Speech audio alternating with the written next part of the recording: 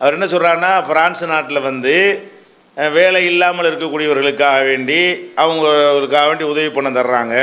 ஏங்க இப்படிலாம் இருக்கிற நாட்டில் இது பொம்பளை வேலைக்கு அனுப்புறிய, வாழ கஷ்டம்ங்கிறீங்க. இந்த மாதிரி ஒரு அற்புதமாக இருந்தால் பொம்பளை வேலைக்கு அனுப்ப தேவையில்லையே. சரி, அப்போ அந்த மாதிரி பணம் தர்றாங்க. வேலைக்கு போகிறவங்களுக்கும் என்ன செய்கிறாங்க, பணம்லாம் தர்றாங்க. அதே நேரத்தில் வந்து இந்த நாட்டினுடைய வருமானம் எல்லாம் வந்து தவறான மதுபானம் அந்த மாதிரியான ஒரு ஹரமான முறையில் தான் அரசாங்கத்துக்கு என்ன செய்கிறது, வருமானம் வருகிறது. அப்போ இதை வாங்கலாமான்னு கேட்குறாங்க. அதில் ரெண்டு விஷயம் என்னென்னு கேட்டால், ஒரு அரசாங்கம் வந்து நமக்கு தருவதற்கு கடமைப்பட்டு இருக்குது. நிறைய இருந்துச்சுன்னா என்ன செய்யணும், மக்களுக்கு அள்ளி கொடுக்க வேண்டியதான். இதுதான் சரியான ஒரு அரசாங்கம் செய்யக்கூடிய வேலை. சேர்த்து வைக்கிறது, கோட்டை கூத்தலங்களை கட்டுறதுங்கிறது ரெண்டாம் பட்சமாக தான் வைத்துக்கொள்ள வேண்டும். நபிகள் நாயகம் ஸல்லல்லாஹு அலைஹி வஸல்லம் அவர்கள் வந்து என்ன செய்வாங்க, யார் வந்து கேட்டாலும் 2 ஒட்டகத்தை கொடுங்கண்டா 2 ஒட்டகத்தை கொடுத்துருவாங்க. 2 ஒட்டகம் சும்மா சாதாரண விஷயமா?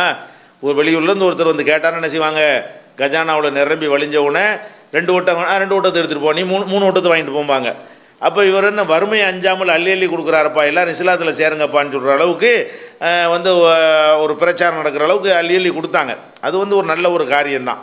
அப்போ அரசாங்கத்திலிருந்து வேலை செய்கிறவங்களுக்கோ வேலை செய்யாதவங்களுக்கோ அவங்க உதவிகள் நமக்கு தருவார்களே, ஆனால் அதை நம்ம வாங்கி கொள்ளலாம். அரசாங்கத்திலிருந்து என்ன யார் இருந்தாலும் வாங்கி கொள்ளலாம். உதவிகள் தருவதை பொறுத்த வரைக்கும் அதில் எந்த விதமான தவறும் கிடையாது.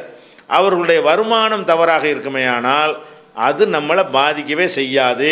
அது நான் ஏற்கனவே இதே நிகழ்ச்சியில் முன்னாடி ஒரு சகோதரர் கேட்ட கேள்விக்கும் சொல்லியிருக்கிறேன். நபிகள் நாயகம் ஸல்லல்லாஹு அலைஹி வஸல்லம் அவங்களுடைய காலத்தில் அக்கம் பக்கத்தில் இருந்த பல ராஜாக்கள் வந்து என்ன செய்வாங்க, பக்கத்து ராஜான்னு ரசூலுல்லாவுக்கு அன்பளிப்பை கொடுத்து விடுவாங்க. அந்த அன்பளிப்பை ரசூலுல்லாஹ் வாங்கியிருக்கிறாங்க. அந்த ராஜாக்கள்லாம் என்ன ஹலாலான முறையில் பிஸ்னஸாக பண்ணிகிட்டு இருந்தாங்க? இல்லை, ராஜாண்டாலே மக்களை சுரண்டி அந்த மாதிரி தான் சம்பாரிச்சிட்டு இருப்பாங்க. ஏன்னா தான் அந்த காலத்து ராஜாக்களுடைய அமைப்பு அப்படி தான். அப்போ அந்த மாதிரி ராஜாக்களாக இருந்தாலும் அன்பளிப்பு கொடுக்கும்போது ரசூல் ஸல்லல்லாஹு அலைஹி வஸல்லம் வாங்கியிருக்கிறாங்க. யூதர்களுடைய அன்பளிப்பை வாங்கியிருக்கிறாங்க, முஷ்ரிக்குகளுடைய அன்பளிப்பை வாங்கியிருக்கிறாங்க. யாரெல்லாம் அன்பளிப்பு கொடுத்தாலும் அது என்ன செஞ்சதில்லை, அதை வந்து அவங்க வந்து மறுத்தது கிடையாது. வந்து கெட்டவங்கள்ட்ட இருந்தெல்லாம் தான தர்மங்கள் ஜக்காத்து வந்தாலும் வாங்கி கொள்வார்கள். அப்போ அந்த மாதிரி வந்து ஒருத்தர் வந்து அவர் தப்பாக சம்பாதிக்கிறாங்கன்னு சொன்னால் அவனுக்கு அந்த குற்றம் சேர்மே தவிர, உங்கள் வாப்பா வந்து தவறான முறையில் சம்பாரித்து வச்சு சொத்தை வச்சு விட்டு போயிட்டாருன்னு வைங்க, வாரிசு முறையில் நீங்கள் அதுக்கு உரிமையாளர் ஆனீங்கன்னா அந்த சொத்தை ஏன் நீ வாரிசு முறையில் அடைஞ்சேன்னு நல்லா கேட்க மாட்டான். அவர் சம்பாரித்ததுக்கு ஹராம ஒரு தண்டனை அனுபவிப்பார். உங்களுக்கு வாரிசு முறையில் ஹலாலாக வந்திருக்கு. இதுதான் இஸ்லாத்தினுடைய தீர்ப்பு. அதனால் என்ன செய்யலாம், அந்த அரசாங்கத்துக்கு என்ன மாதிரி அந்த வருமானம் வந்தாலும் அதுக்கு நீங்கள் துணை செய்ய கிடையாது. அவன்கிட்ட மிதமிஞ்சி இருக்குது, தரானா வாங்கிக்கிற வேண்டியதான். அதனால் வாங்குறது தப்பு கிடையாது.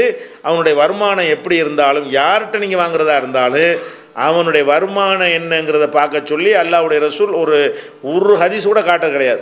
சும்மா வட்டி வாங்குறவன் நிழலில் கூட நிற்கக்கூடாதுங்கிறதெல்லாம் கட்டுக்கதையில் ஹதீஸில் கிடையாது. அது கட்டுக்கதையில் எழுதி வச்சுக்கிறாங்களே தவிர, அப்படி ரசூல் ஸல்லல்லாஹு அலைஹி வஸல்லம் சொன்னதாக ஒரு நியூஸ் ஒரு செய்தி கூட என்ன இல்லை, ஆதாரப்பூர்வமானது கிடையாது. தாராளமாக வாங்கிக்கலாம்.